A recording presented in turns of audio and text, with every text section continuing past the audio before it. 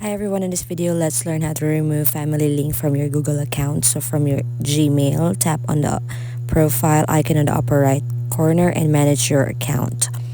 Now in here, all you have to do is to look for the people and sharing and then tap on it. Once you're in there, you can see now the list of your family member that is connected to your Google account. All you have to do is to tap them and just remove them. So in my case, I invited them, so I just tap cancel invitation. So you can just tap there, remove them, and tap yes, and they will be automatically removed from your device. So that's how the process works. Just simply do repeatedly if you wish to delete all of them. Now, if this is informative and somehow helpful, please don't forget to give us a like and subscribe for more updates. Thanks for watching and see you on the next videos.